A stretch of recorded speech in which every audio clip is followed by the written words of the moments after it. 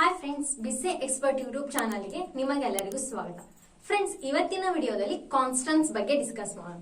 ಹಾಗಂದ್ರೆ ನೋಡೋಣ, ಕಾನ್ಸ್ಟೆಂಟ್ಸ್ ಅಂದ್ರೆ ಕಾನ್ಸ್ಟೆಂಟ್ ಅಂತಂದ್ರೆ ಒಂದು ವ್ಯಾಲ್ಯೂನ ನಾವು ಡಿಕ್ಲೇರ್ ಮಾಡಿದ್ವಿ ಅಂತಂದ್ರೆ ಆ ವ್ಯಾಲ್ಯೂ ಏನಾಗಲ್ಲ, ಒಟ್ಟು ಚೇಂಜ್ ಆಗಲ್ಲ. ಅಂತ ವ್ಯಾಲ್ಯೂಗೆ ಏನಂತ ಕರಿತೀವಿ ನಾವು? ಕಾನ್ಸ್ಟೆಂಟ್ ಅಂತ ಕರಿತೀವಿ.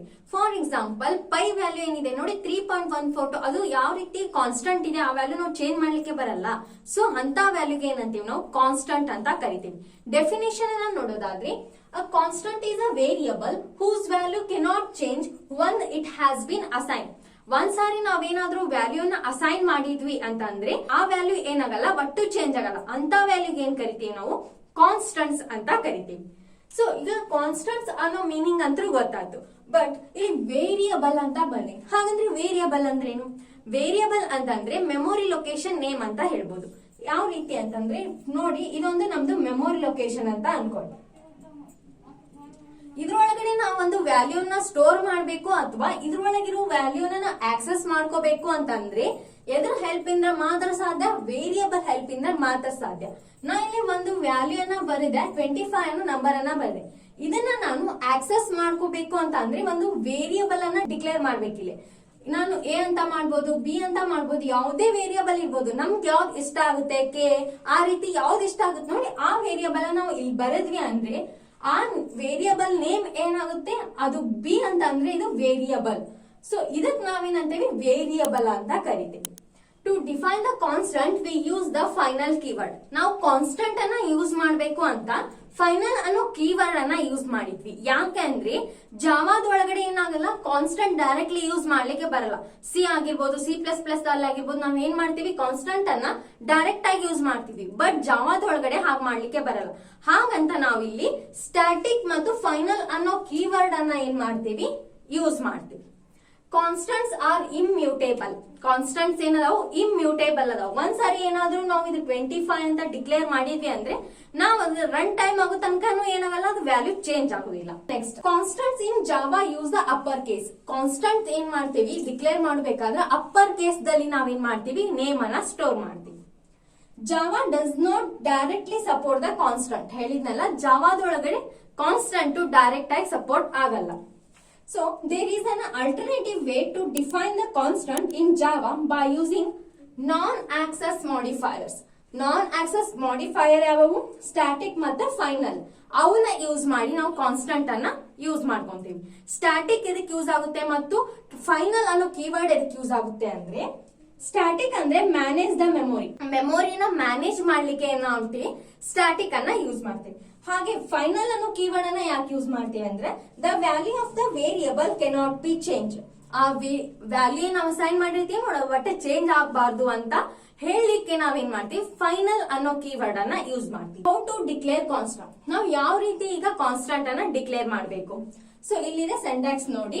Static final data type name is equals to value. Static it is optional. ನಾವು ಬರೀನೂಬಹುದು ಅಥವಾ ಬಿಡನೂಬಹುದು. ಬಟ್ ಫೈನಲ್ ಇಟ್ ಈಸ್ ನಾವು ಬರೀಲೇಬೇಕು, ಕಂಪಲ್ಸರಿ. Next, data type. ಯಾವ ಟೈಪ್ ಅನ್ನ ನಾವು ಡಿಕ್ಲೇರ್ ಮಾಡ್ತಿರ್ತೀವಿ ನೋಡಿ, ಆ ಟೈಪ್ ಅನ್ನ ನಾವು ಇಲ್ಲಿ ಬರಿಬೇಕು. Next, name. ನೇಮ್ ಏನ್ ಹೇಳಿದ್ದೆ ನೋಡಿ, ಇಲ್ಲಿ ಅಪ್ಪರ್ ಕೇಸ್ ದಲ್ಲಿ ಏನ್ ಮಾಡ್ಬೇಕು? ನಾವು ನೇಮ್ ಅನ್ನ ಬರಿಬೇಕು. ನೆಕ್ಸ್ಟ್, ಈಕ್ವಲ್ಸ್ ಟು ಆಪರೇಟರ್ ಏನ್ ಮಾಡುತ್ತೆ ಅಂದ್ರೆ, equals to operator is an operator which is use to store the value inside the constant variable.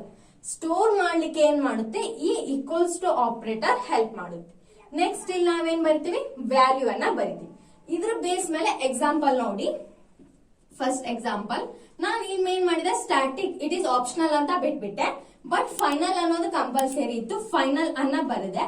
ಇದು ಡೇಟಾ ಟೈಪ್ ಅನ್ನ ಬರ್ದೀನಿ. ಯಾವುದು? ಫ್ಲೋಟ್ ಅಂತ ಬರ್ದೀನಿ. Next, pi.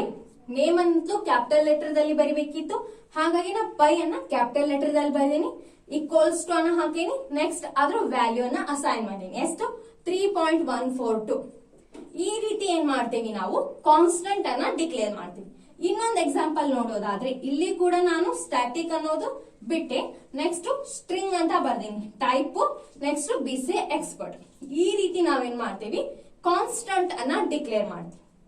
ಎಕ್ಸಾಂಪಲ್ ನೋಡಿ, ಇದ್ರ ಬೇಸ್ ಮೇಲೆ ಇಲ್ಲೇನ್ ಮಾಡಿದೆ? ನಾ ಫೈನಲ್ ಸ್ಟ್ರಿಂಗ್. ಯಾಕಂದ್ರೆ ನಮ್ದು ಕ್ಯಾರೆಕ್ಟರ್ ದಲ್ಲಿ ಸ್ಟೋರ್ ಮಾಡ್ತಾ ಇದ್ವಿ, ಅದ್ರ ಟೈಪ್ ಯಾವುದು? String. Company name is equals to ನಾ ಏನು ಕಾನ್ಸ್ಟೆಂಟ್ ಇಡ ಅಂತೀನಿ ಇಲ್ಲಿ KK ಟೆಕ್ ಟ್ಯುಟೋರಿಯಲ್ ಅನ್ನೋದು ಕಾನ್ಸ್ಟೆಂಟ್ ಇಡ ಅಂತೀನಿ. ಸೊ ಹಾಗಾಗಿ ಇಲ್ಲಿ ಬರ್ದೇನಿ. ಇದನ್ನ ಪ್ರಿಂಟ್ ಮಾಡಿಸೋಣ. System dot out dot print ಅಲ್ಲ ಕಂಪನಿ ನೇಮ್ ನಮ್ಗೆ ಇವಾಗ ಪ್ರಿಂಟ್ ಆಗ್ಬೇಕು.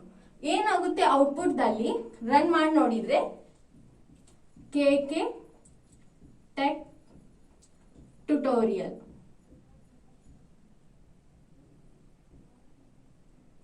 ಅಂತ ಏನಾಗುತ್ತೆ ಔಟ್ಪುಟ್ ಪ್ರಿಂಟ್ ಆಗುತ್ತೆ. ಈ ರೀತಿ ನಾವು ಕಾನ್ಸ್ಟೆಂಟ್ಸ್ ಅನ್ನ ಯೂಸ್ ಮಾಡ್ಕೊಂತೀವಿ. ಸೊ ಇದ್ರ ಬೇಸ್ ಮೇಲೆ ಸಮ್ ಇಂಪಾರ್ಟೆಂಟ್ ಕ್ವಶನ್ಸ್ ಅನ್ನ ನೋಡೋಣ.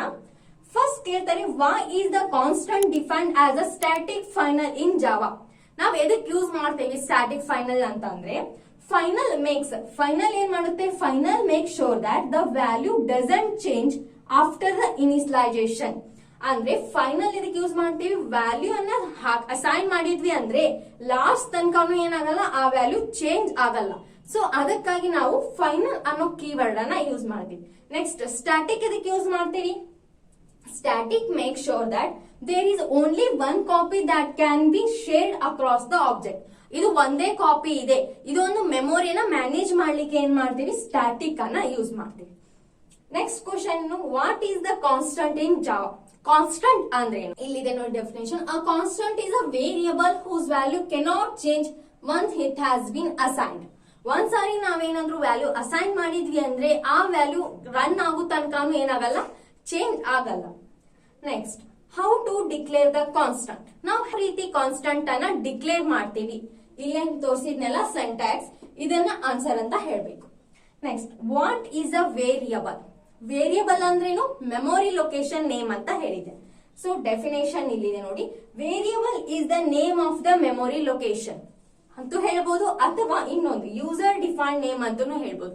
ಎದಕ್ಕಂದ್ರೆ ನಾವು ಯೂಸರ್ ಯಾವ ನೇಮ್ ಅನ್ನ ಕೊಡ್ತೇವಿ ಆ ನೇಮ್ಗೆ ಏನಾಗುತ್ತೆ ವೇರಿಯಬಲ್ ಆಗುತ್ತೆ.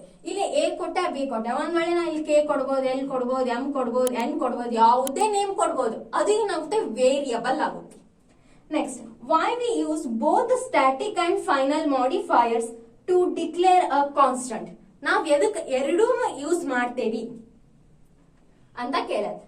ನಾವು ಸ್ಟ್ಯಾಟಿಕ್ ಎದಕ್ ಯೂಸ್ ಮಾಡ್ತೀವಿ ಫೈನಲ್ ಎದಕ್ ಯೂಸ್ ಮಾಡ್ತೀನಿ ಅಂತ ಹೇಳಿದ್ನಲ್ಲ ಅದೇ ಇದ್ರ ಆನ್ಸರ್.